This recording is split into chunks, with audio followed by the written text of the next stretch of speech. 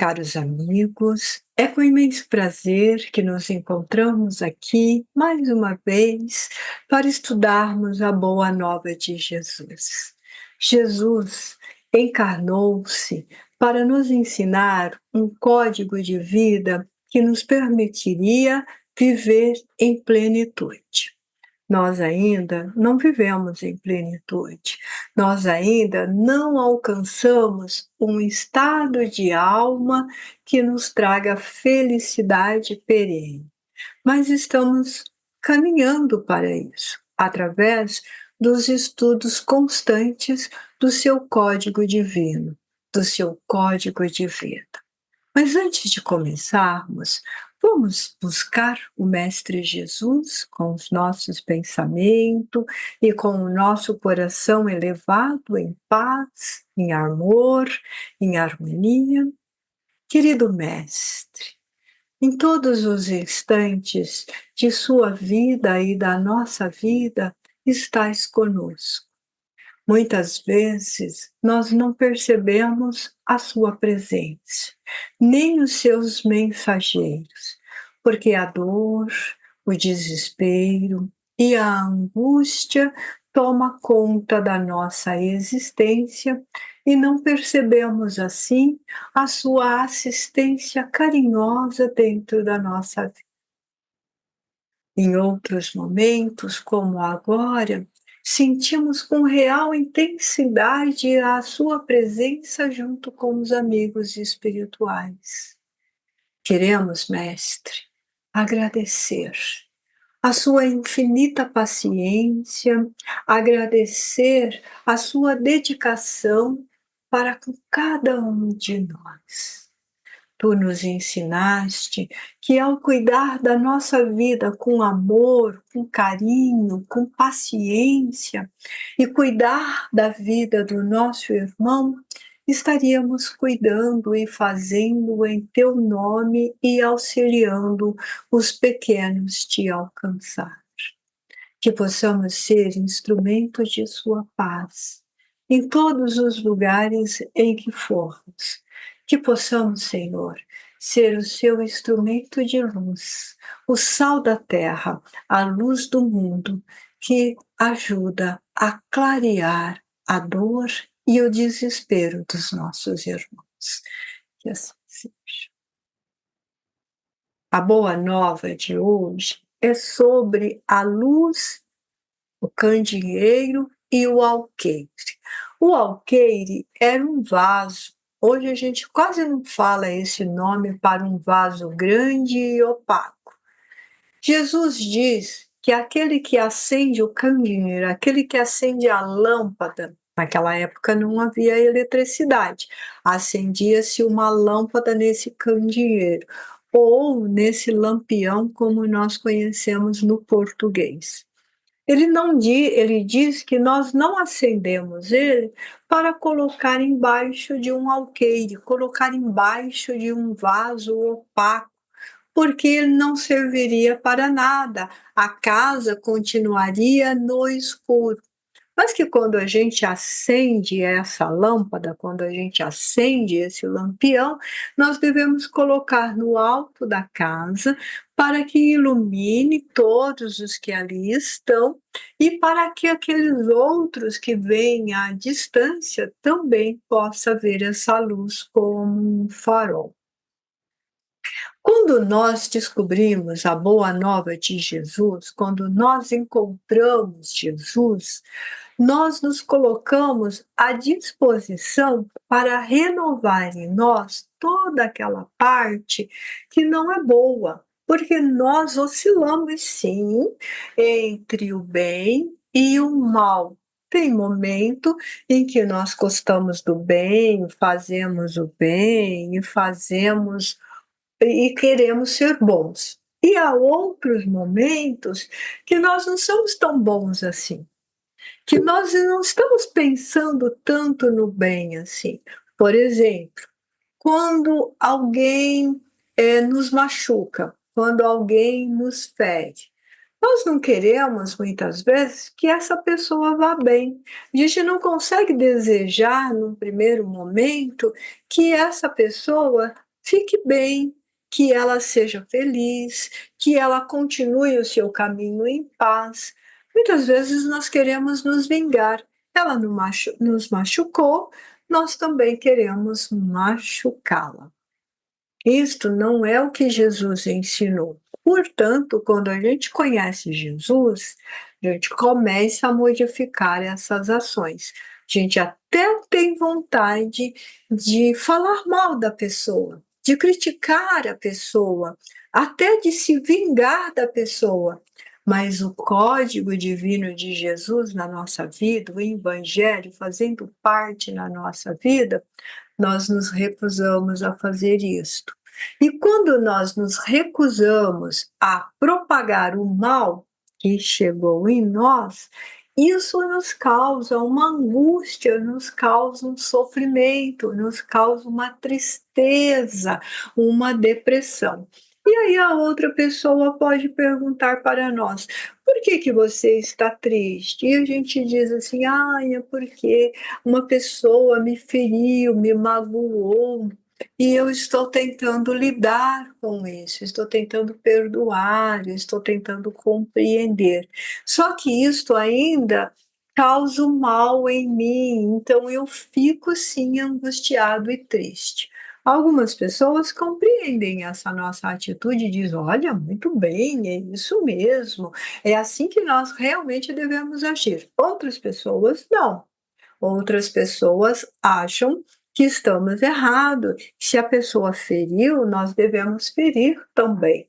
Mas Jesus nos ensinou em outra passagem, fora esta aqui do candeeiro, que quem fere com a espada será ferido. Então, quem fere com o ferro será ferido.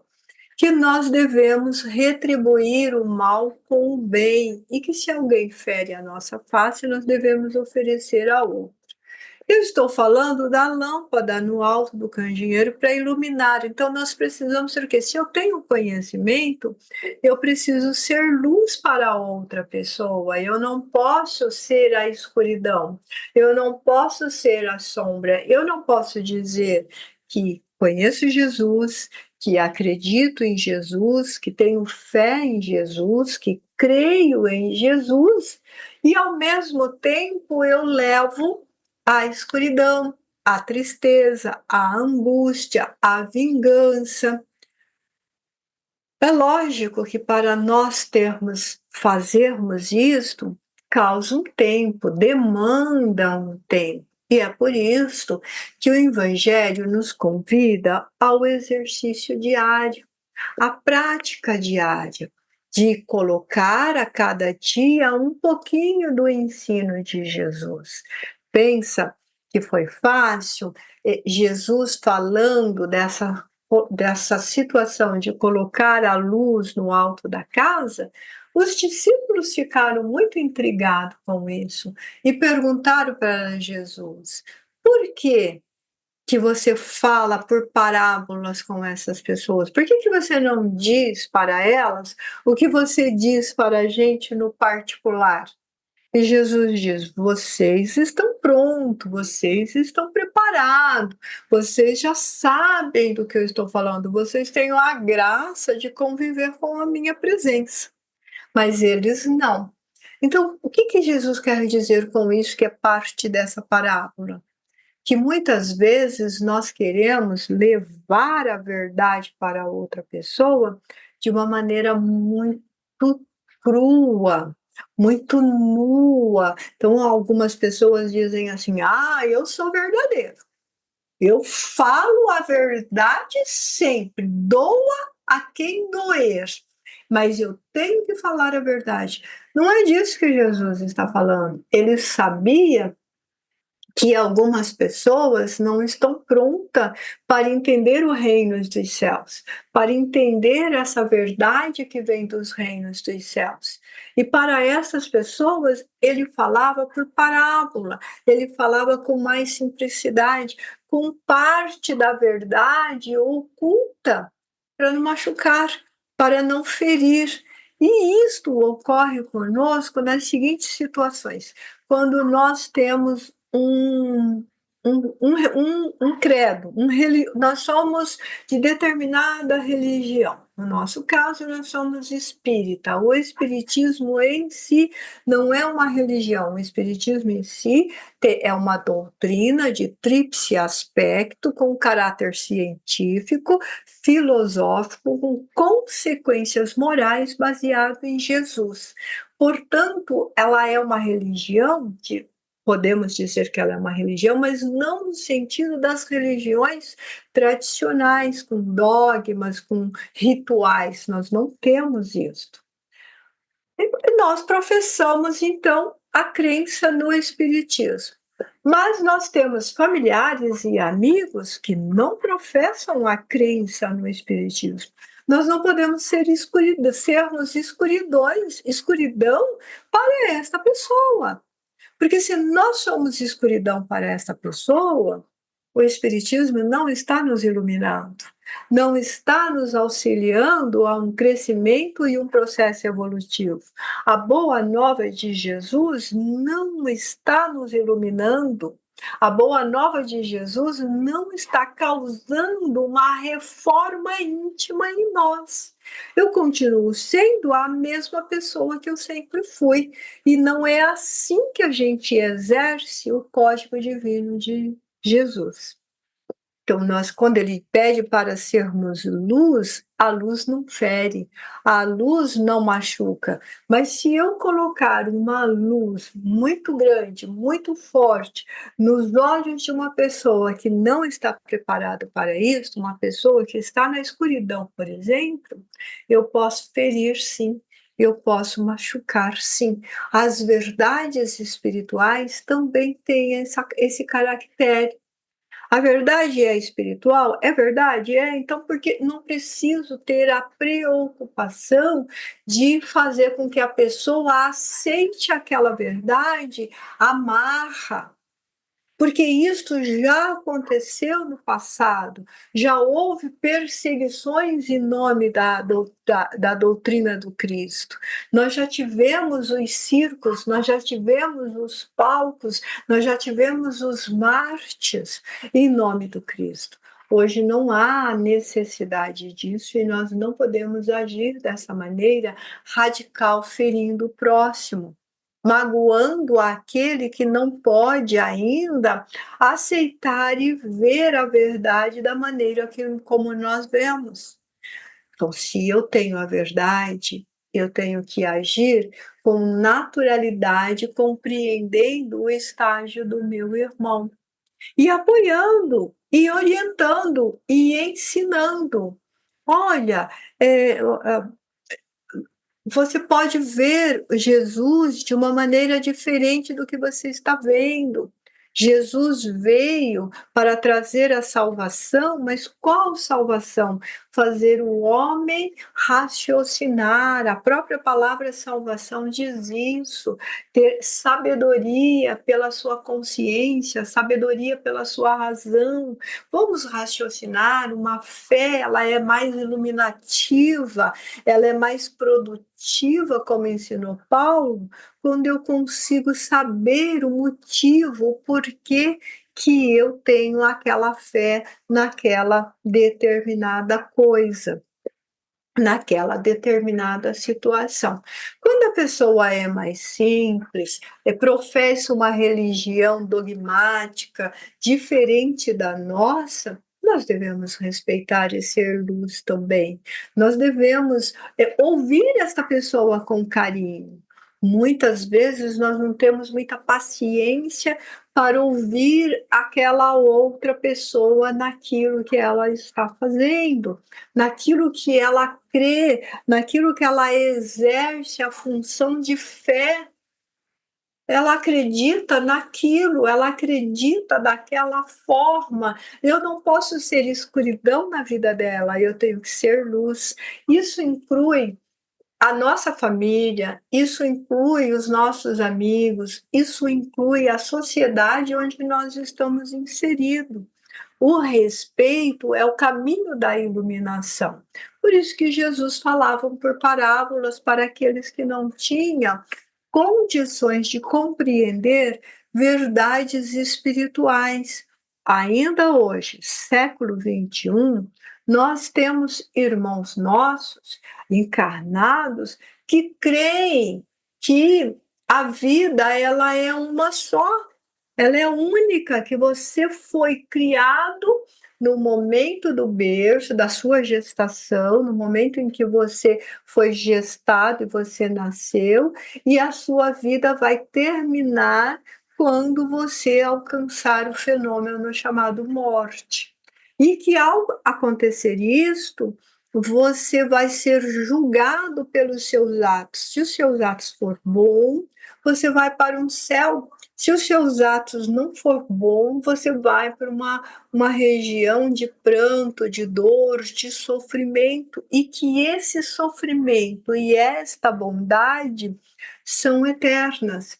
E aí, às vezes, a gente ri dessa situação, porque ela crê daquele jeito, ironizamos esses nossos irmãos e não conseguimos caminhar e dar um pouco de luz para eles, e também não conseguimos apaziguar a sua alma, transmitir-lhe um pouco de carinho, transmitir-lhe um pouco de paz. Mas se a gente olhar para ele e falar assim, meu irmão, isto é verdade, a vida é uma só, no exato momento em que Deus nos criou, ele não vai criar novamente. Nós somos espíritos imortais, temos a imortalidade pela frente, e a partir do instante em que nós fomos criados, simples e ignorantes, nós vamos desenvolver um imenso conhecimento, e esse conhecimento precisa de muitas etapas. Estas etapas é o que nós chamamos de reencarnação. Não significa que você vai ser criado de novo, de novo e de novo. Então você está dando razão para essa pessoa, mas ao mesmo tempo você está esclarecendo um lado que para ela é obscuro, que é oculto e que ela não compreende, sem ferir. E depois nós vamos para o estado, aquela pessoa que vai viver eternamente no paraíso, e aquela outra que vai viver eternamente no sofrimento.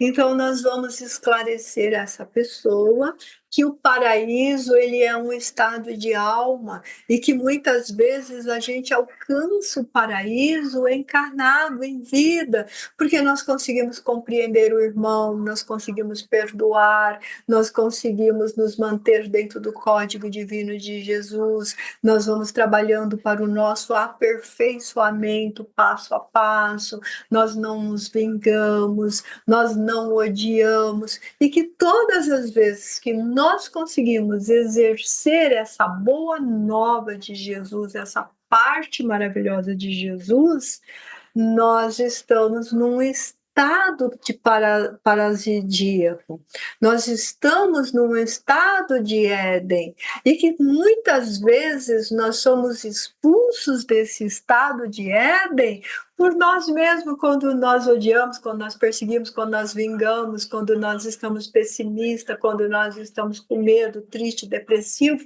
nós voltamos para aquele estado de sofrimento, aquele estado infernal, porque é um estado de dor, é um estado de angústia, é um estado de desespero.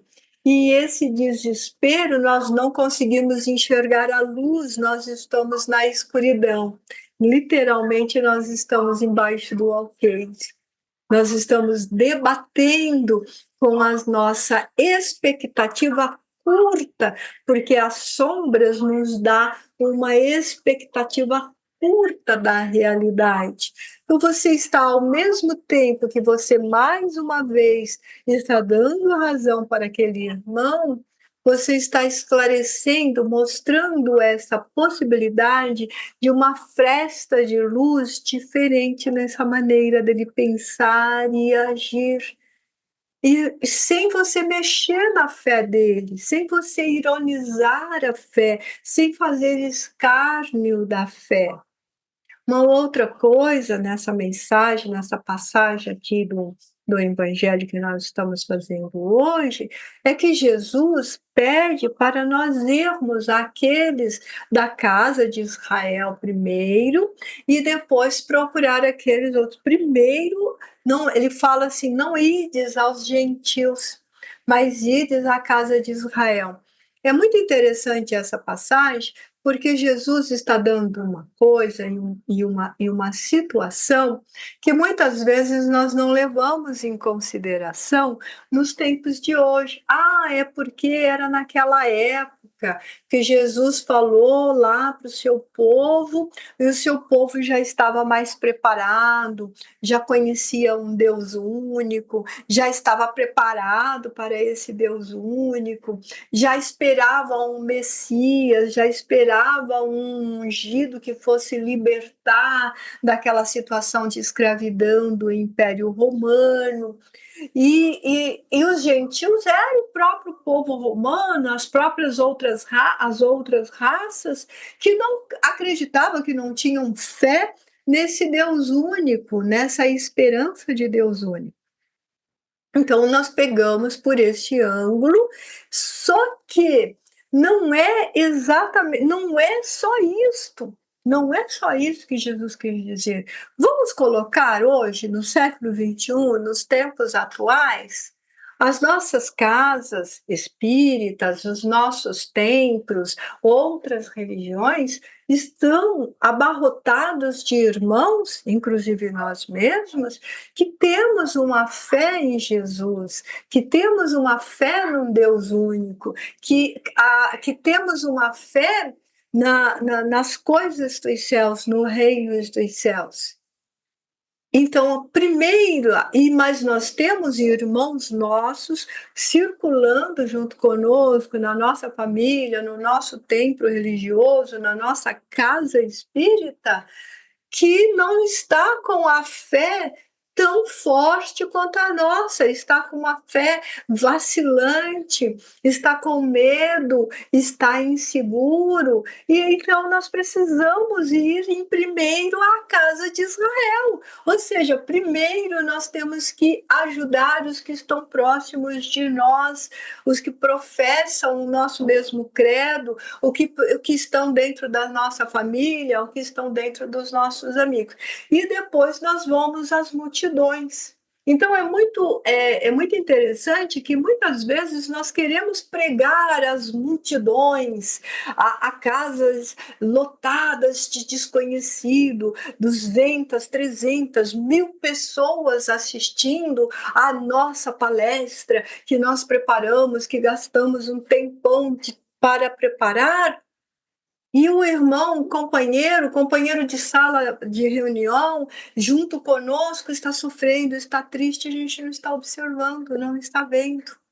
Então, quando ele fala que primeiro é para ir à casa de Israel, é para que nós não nos esquecemos disso, que nós temos que nos cuidar uns aos outros, para sermos luz, para ser esse sal da terra, para iluminar no alto da candeia. Que casa cheia de paz, que casa de irmãos com a fé forte, que casa de irmãos corajosos, que casa de irmãos de fraternidade. Por quê? Porque um auxilia o outro através da luz que se derrama entre todos.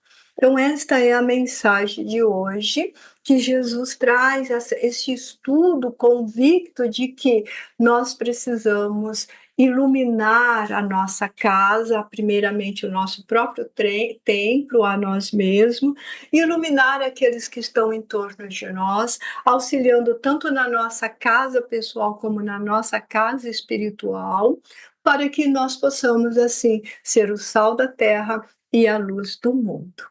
Vamos agradecer, então, os amigos espirituais por mais essa palavra, por mais esse entendimento, por essa inspiração que eles nos ensinam e auxiliam o tempo todo.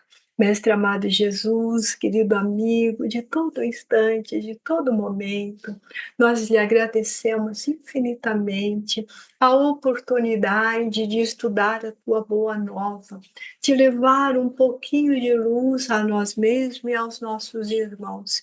Que os amigos espirituais nos inspirem a sempre fazer o bem, sempre levar a paz, sempre compreender as suas lições e que nós possamos, Senhor, acima de qualquer coisa, praticar esse exercício diário do amor exercido em nós e exercido em nosso próximo. Nós te agradecemos por tudo e que a tua paz esteja conosco hoje e sempre.